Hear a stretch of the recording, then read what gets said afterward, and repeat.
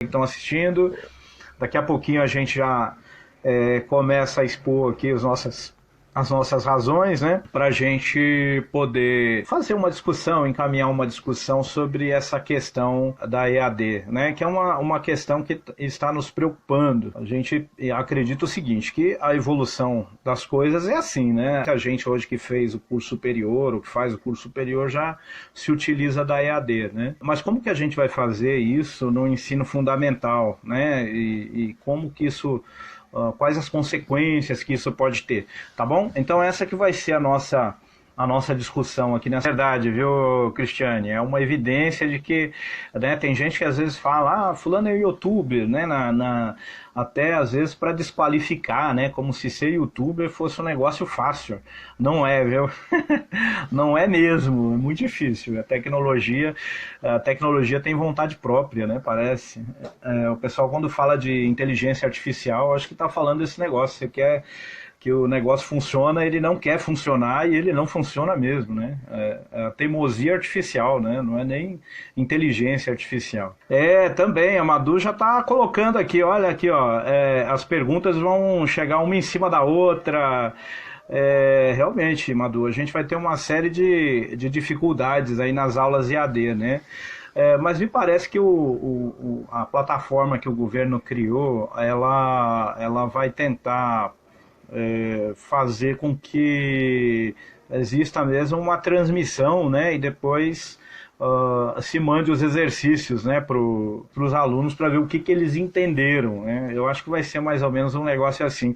A aula não vai ser tão interativa como seria uma aula presencial, né? E isso a gente já pode começar colocando como uma das deficiências da EAD, né? Essa dificuldade com a interação. Evidentemente a gente tem hoje a tecnologia, né, a EAD, ela é na verdade um contato entre pessoas, né, mediado pela tecnologia. O problema é que a tecnologia ainda não chegou naquela excelência, né, que tem o contato pessoal, ao vivo, sem essa mediação, né?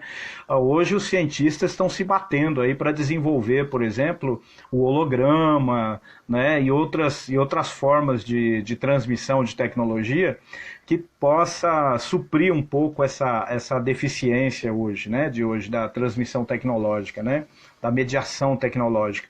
Mas ainda estamos muito longe dessa realidade, né, e a gente ainda tem muitos problemas com a queda da internet, a dificuldade, né, o limite que as máquinas apresentam, né, o computador ele não consegue fazer várias tarefas ao mesmo tempo, por melhor que seja o computador, né? Muitas vezes você está utilizando-se do computador para fazer uma transmissão ao vivo, né?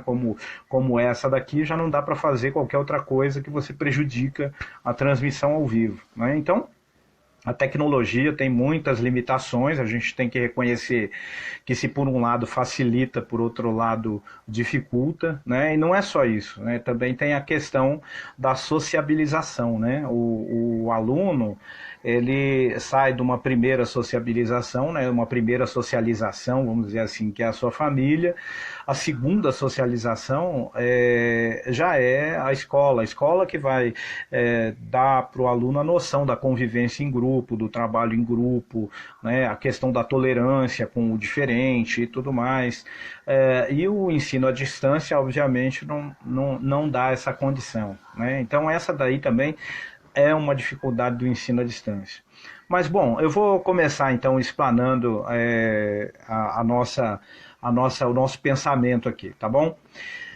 Bom, a gente está diante de uma crise mundial, né? A gente está diante da crise do coronavírus, uma pandemia, né? É uma situação inédita para muita gente, né? Eu creio que para a maioria, né? A gente teve algo semelhante no mundo em 1918, 1920, que foi a crise causada pela gripe espanhola, né?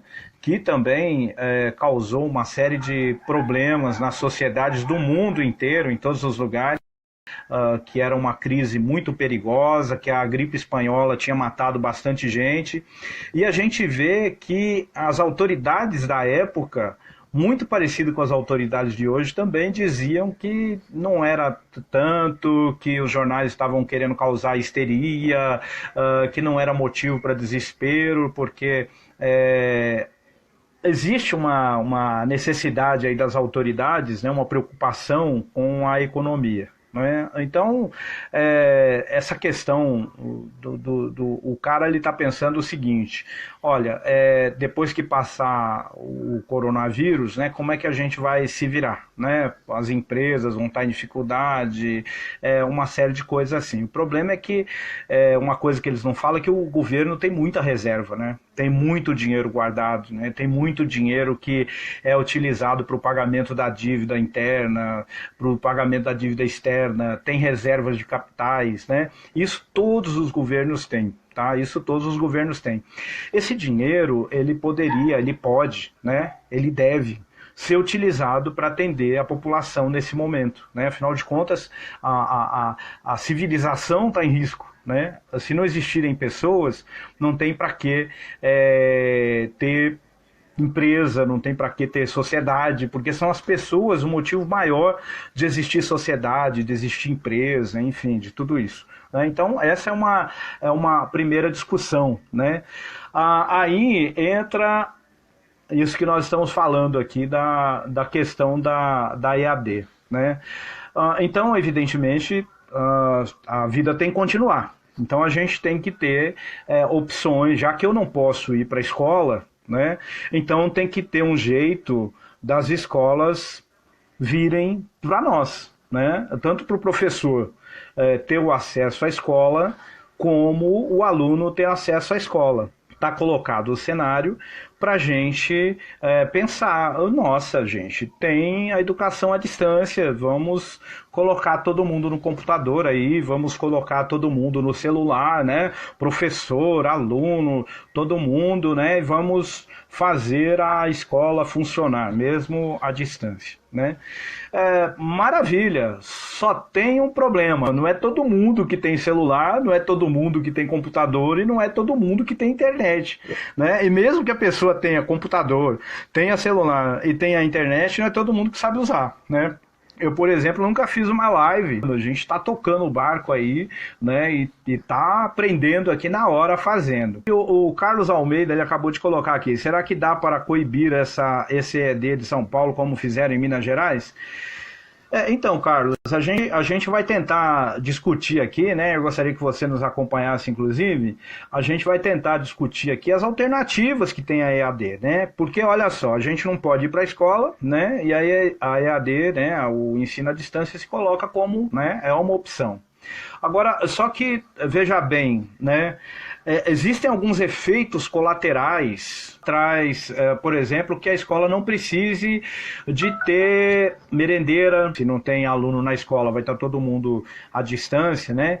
Então você não precisa de ter merenda na escola, você não precisa ter limpeza, você não precisa ter manutenção do prédio. Então isso aí já dá uma conta de luz, né? Você não precisa de gastar com energia elétrica, você não precisa de gastar com água, você não precisa de gastar, né? A escola acaba tendo uma economia, né? Gera uma economia essa questão do ensino à distância, tá? Mas vamos lá, vamos supor, porque existe já a previsão, né, na BNCC, que é a Base Nacional Comum Curricular, de que até 40% do ensino médio seja à distância, tá? Existe já esse mecanismo legal. Então, hoje o governo colocando para funcionar, né, EAD, né, e obtendo uma experiência com a EAD, né? Obviamente, esse projeto não vai ser engavetado, esse projeto vai para frente. Então, qual que seria o problema maior, né? Eu gravei uma aula, né? Eu botei essa aula para rodar, essa aula foi e ficou lá arquivada nos servidores da escola, né, nos servidores do Estado.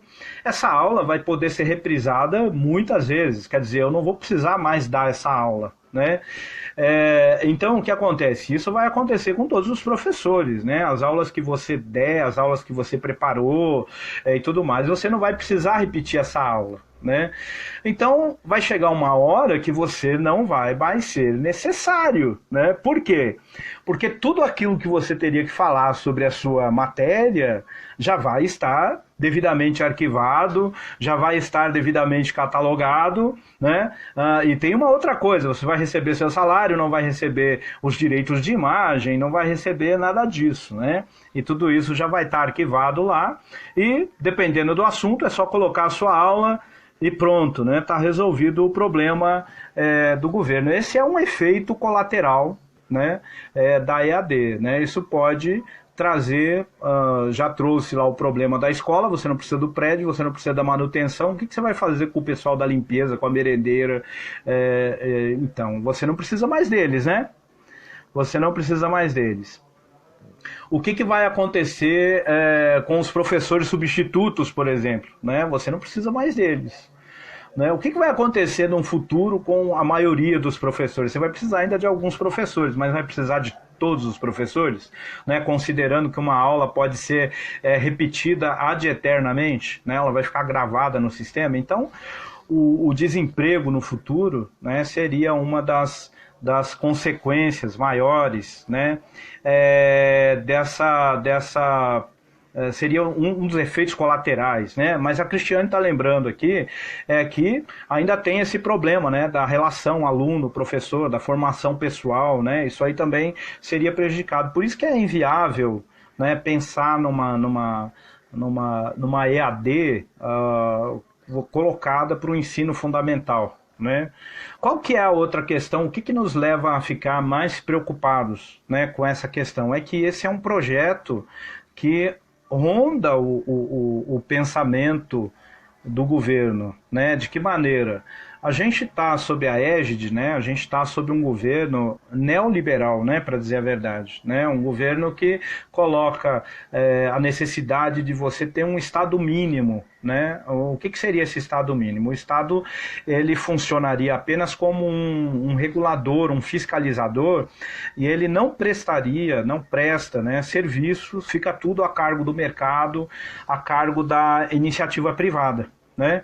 Então, é o que está falando o Roberto aqui, né? A EAD é privatista, né? Ou seja, você transfere essa função que hoje é do Estado, né, que também é compartilhada por escolas particulares, né, por escolas já privadas que visam lucro, mas aí o Estado se retira dessa obrigação da educação, né?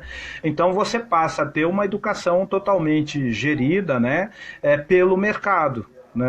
Então a educação passa a ser tratada como mercadoria, né? Então aqueles que defendem, né, esse modelo, né, de competição como sendo o modelo que leva ao aperfeiçoamento, né, a gente está vendo hoje aí o que está acontecendo no nosso dia a dia para mostrar que esse modelo de mercado é terra de ninguém, né? Porque olha só, a gente tem tanta tecnologia, tantas máquinas, né, maravilhosas, sistema de produção e tudo isso, mas nós não somos capazes de produzir máscaras e respiradores suficientes. Por quê? Porque as empresas, elas não querem correr o risco de repente ter que adequar a sua linha de produção para produzir um respirador e depois perder competitividade, né? Depois ter que se readequar novamente para poder produzir aquilo que é o seu nicho de mercado, né? Então, o que acontece? Essa dúvida entre a vida e a economia, né, coloca as empresas de joelho hoje, né? Elas não conseguem atender a necessidade da sociedade. Então, quando a nossa educação, né, passa a ser considerada também uma mercadoria, o que acontece? Muitas pessoas acabam não tendo acesso a essa mercadoria que vai ter a educação. Então aquele projeto de educação universal, que atenda a todas as pessoas, né, ele acaba sendo prejudicado. Mas o governo ele pode oferecer vouchers, né, como acontece no Chile. O governo ele pode oferecer financiamento estudantil, né, como já acontece hoje com o ProUni e outros, né? Mas a gente vê que não é suficiente. As pessoas acabam se endividando, muitas pessoas acabam não tendo acesso à escola, né? Então, esse modelo privatista, ele não nos serve, né? Ele não atende à necessidade da sociedade de uma maneira geral.